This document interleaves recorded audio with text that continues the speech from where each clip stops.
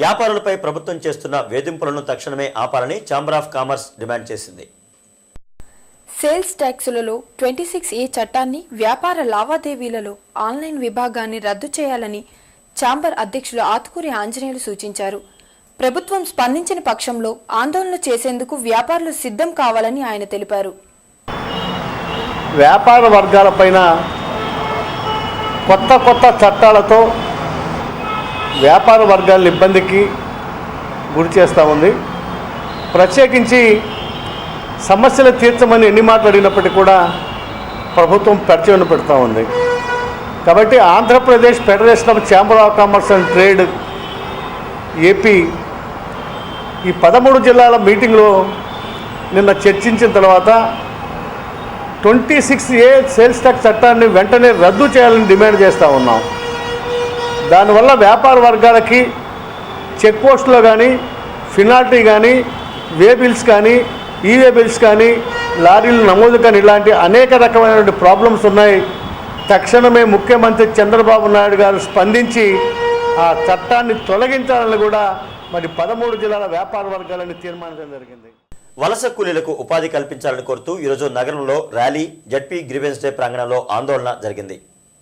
అఖిల భారత రైతు కూలీ సంఘం ఆధ్వర్యంలో జరిగిన ఆందోళనలో పెద్ద సంఖ్యలో కూలీలు పాల్గొన్నారు. ఈ సందర్భంగా సంఘనేత ప్రసాద్ మాట్లాడుతూ జిల్లాలో అతివృష్టి, అనావృష్టికి రైతులతో పాటు కూలీలకు సైతం ఉపాధి కరువై సుదూర ప్రాంతాలకు పనుల కోసం వలసపోతున్నారని ఆరోపించారు.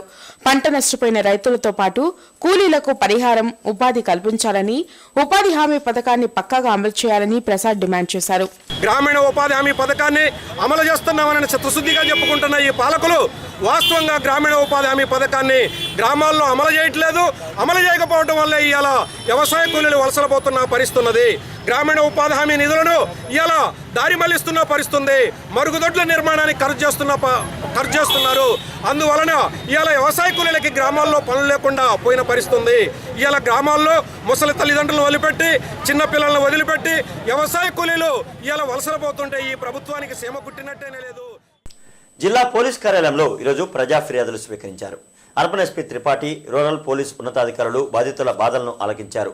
పరిష్కార చర్యలకు ఆదేశాలు జారీ చేశారు. వివిధ కేసుల్లో రక్షణ, న్యాయం కోరుతూ జిల్లా నలుమూల నుండి బాధితులు జిల్లా పోలీసు ఉన్నతాధికారులను ఆశ్రయించారు. తమ కేసుల్లో జరిగిన అన్యాయాన్ని వివరించారు. స్థానిక పోలీస్ స్టేషన్లలో న్యాయం జరగలేదని వాపోయారు. ఉన్నతాధికారులు జోక్యం చేసుకుని న్యాయం చేయాలని అభ్యర్థించారు. అరండల్పేటకు చెందిన retired postmaster Narasimharao urban ఎస్పీని ఆశ్రయించారు. తన పేరు ఉన్న ఇంటిని రాయలేదనే కక్షతో తన కుమార్తె వెంకట్రమణ, ఆమె భర్త దౌర్జన్యం చేసి ఇంటి నుండి గెంటివేశారని వాపోయారు. వారి బారి నుండి ప్రాణరక్షణ కల్పించాలని ఎస్పీని అభ్యర్థించారు.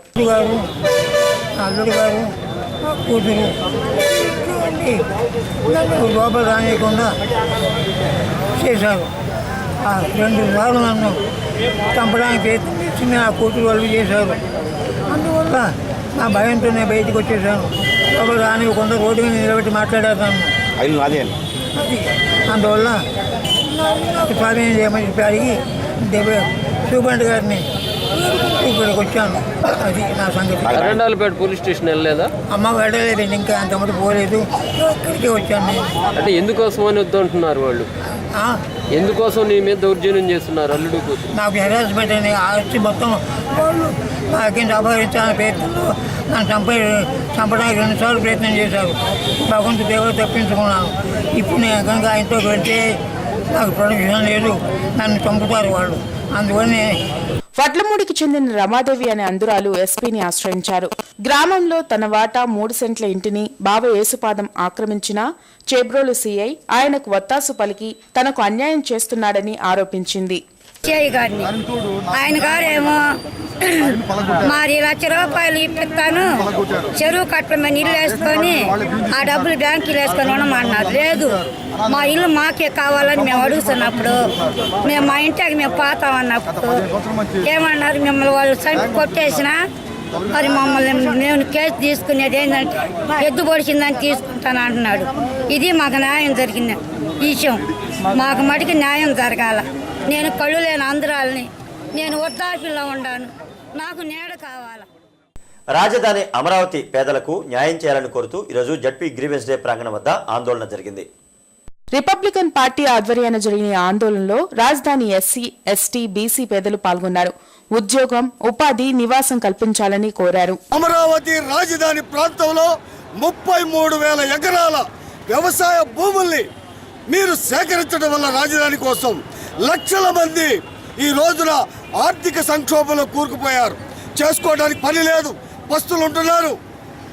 ఈ రోజున ఆర్థిక ఇబ్బందులతోటి అల్లాడిపోతున్నటువంటి పరిస్థితుల్లో ముఖ్యమంత్రి చంద్రబాబు నాయుడు గారు ఆ రోజున ఎలక్షన్లో వాగ్దానం చేశారు.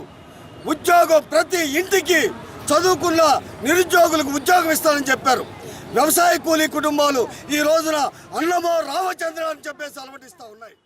ఈ నెల 26వ తేదీన ఎల్ఎం స్కూల్లో రాజ్యాంగ ఆమోద సభ నిర్వహించనున్నారు. ఈ సందర్భంగా ఏసీ కళాశాల వద్ద నుంచి భారీ ర్యాలీని చేపడుతున్నట్లు రాజ్యాంగ ఆమోద దినోత్సవ నిర్వహణ కమిటీ తెలిపింది. ఈ నేపథ్యంలో కమిటీ నేతలు అరండలపేటలోని విశ్వకర్మ బ్రాహ్మణ సమాజంలో ఇందుకు సంబంధించిన పోస్టర్ను విడుదల చేశారు. వార్తలు ముగించే ముందు హెడ్లైన్స్ మరొకసారి. కల్తీ పాలు తయారు చేసే వారిని కఠినంగా శిక్షించండి. అధికారులకు స్పీకర్ కోడెల ఆదేశం.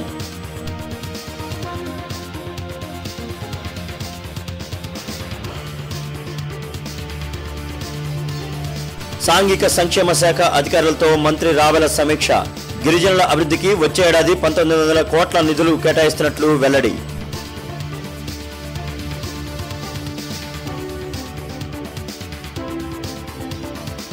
ఎల్లుండి అనంతపురంలో రాష్ట్ర స్థాయి వన మహోత్సవం. హాజరు కానున్న సీఎం చంద్రబాబు. అధికారులతో కలెక్టర్ సమీక్ష.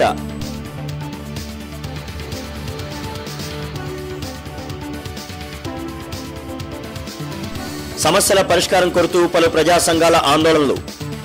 జడ్పీ, కలెక్టరేట్ వద్ద ర్యాలీలు, ధర్నాలు, దీక్షలు.